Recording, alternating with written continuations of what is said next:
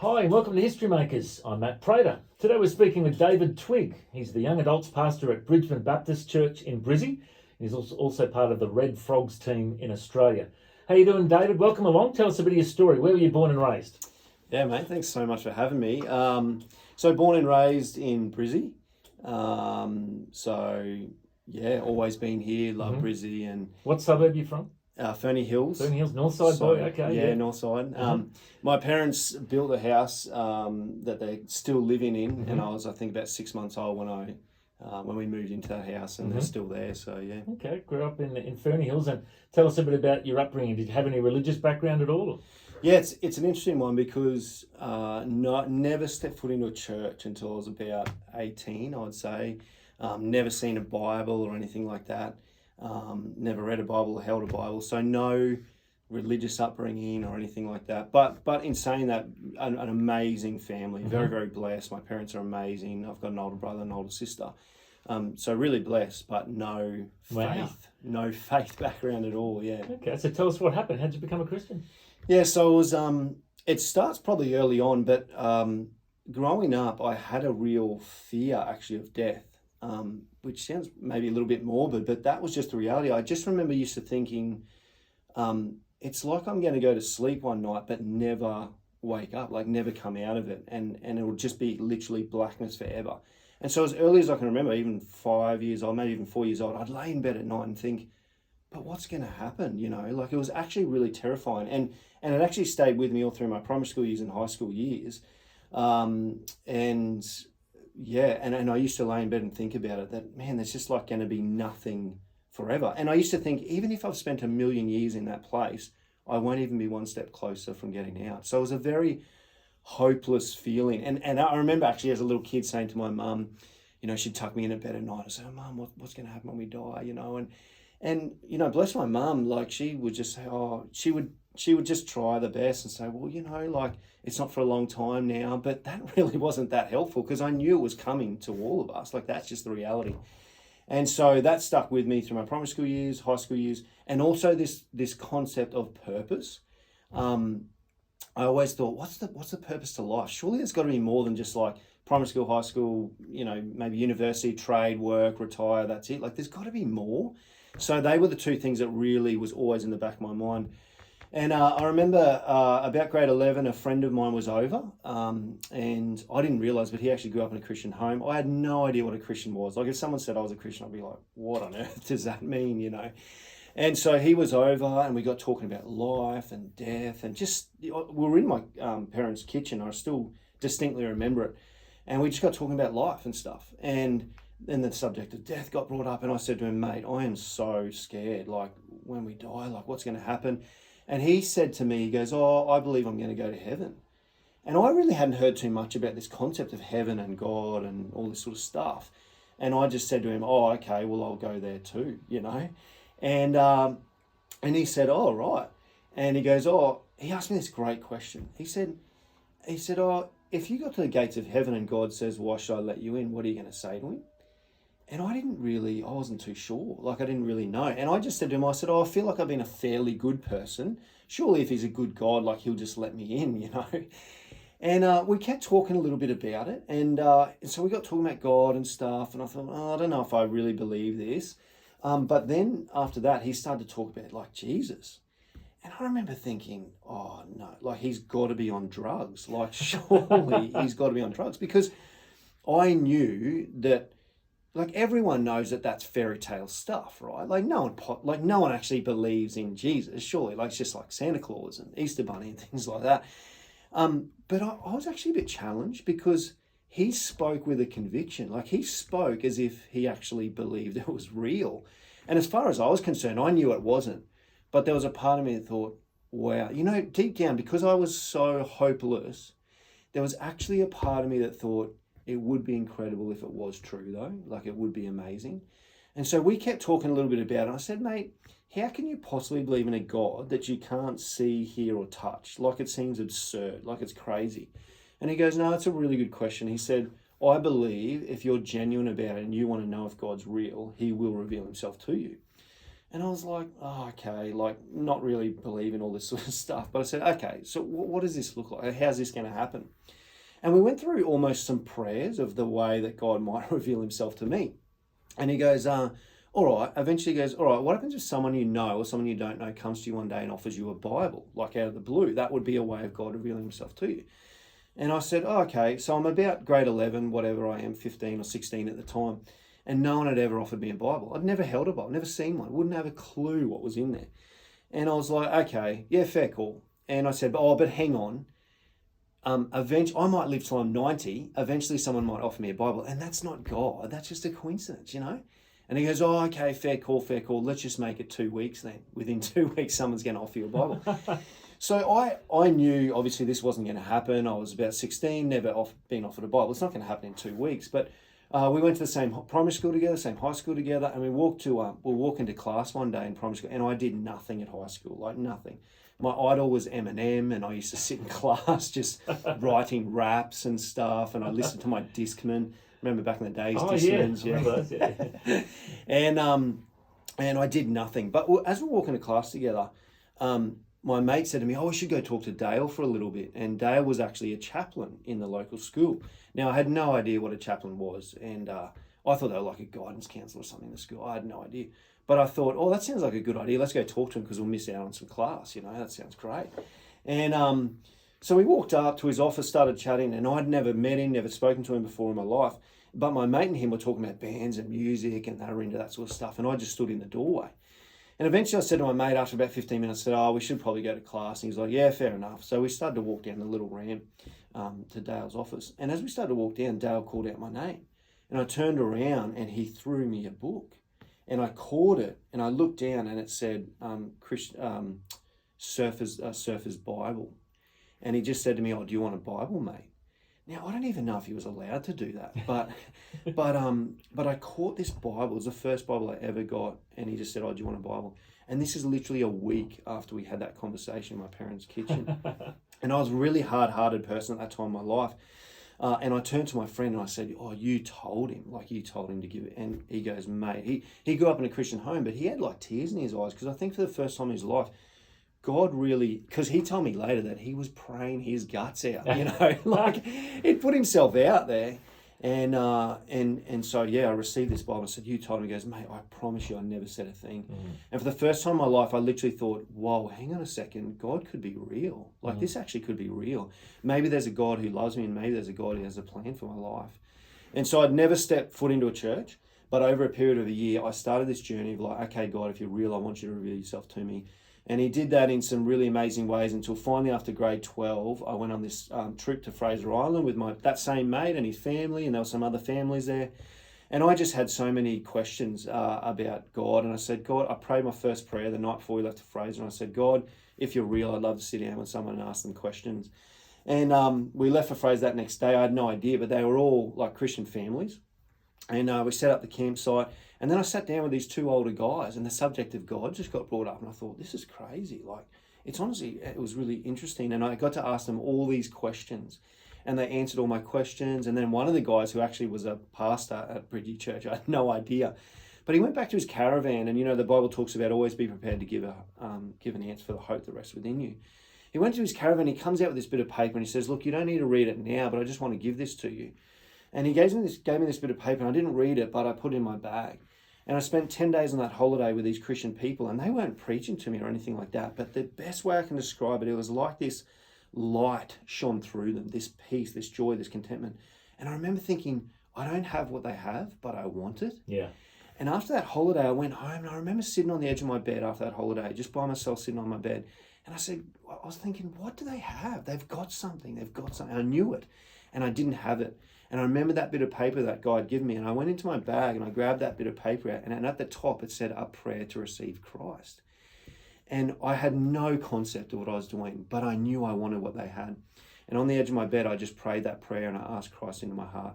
And Matt, to be honest, mate, I grew up in a great family. I feel like I had everything, but I always felt like there was this puzzle piece missing. It's like a 1,000-piece puzzle. You get to the end and you go, there's something missing. And I just felt like the cup was nearly full my whole life, but not quite. And when I said that prayer for the first time in my life, like I just encountered God, And for the first time, I experienced a joy and a peace and contentment like I'd never experienced before. And the cup didn't get filled up; it overflowed. Awesome. And it just continued to keep overflowing. And I was sold. I was all in. I just said, God, you're amazing. You know? So good, mate. And tell us, how did you get involved in church and everything after that? Yeah, well, that was interesting. So still never stepped foot into a church, you know. And so that same friend, after that, like my life was transformed. And after that, he started to ring me every Sunday afternoon, and he said, "Oh, mate, come to church, come to church." I said, "No way," because I was terrified. I never stepped foot in church. Like, what are they doing there, you know? And I was like, "No way, I can't do that." But I'm just such a credit to him, because I reckon for 3 months straight, he rang me every Sunday afternoon. He said, "Come to church with me, come to church with me." I was like, "No, didn't want to borrow it." And he really, one afternoon, he gave me no option. He said, "All right, I'm coming by your house. I'm going to pick you up. Me and my brother are going to pick you up. And we're just taking you." Like, awesome. And I was just like, "Oh, okay." Jumped in the car with him. But I'm so glad, I'm so thankful for him that he said that, because I went there and he sort of drove me along, and I went into church and I was terrified, absolutely terrified.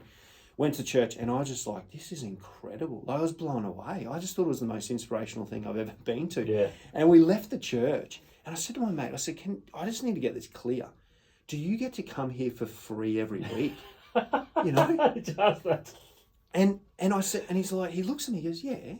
And I said, "But so there's no admission charge, you know?" And that's hilarious. And he's like, "No, it's church." It's he goes, free. "It's church. Yeah, it's free."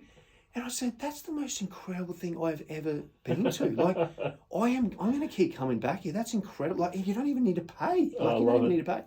And so I just never stopped. And then I was all in, like, God had saved me. So I said to God early on, I said, "God, I'll give you my life. Like, you saved me. The least I can do is give you everything back, my life. That's the very least I can do." And was that Bridgeman Baptist Church? And that was Bridgeman Baptist, yeah. So you're now the young adults pastor there. Yeah. And you do outreach as well. What does that look like? What do you do?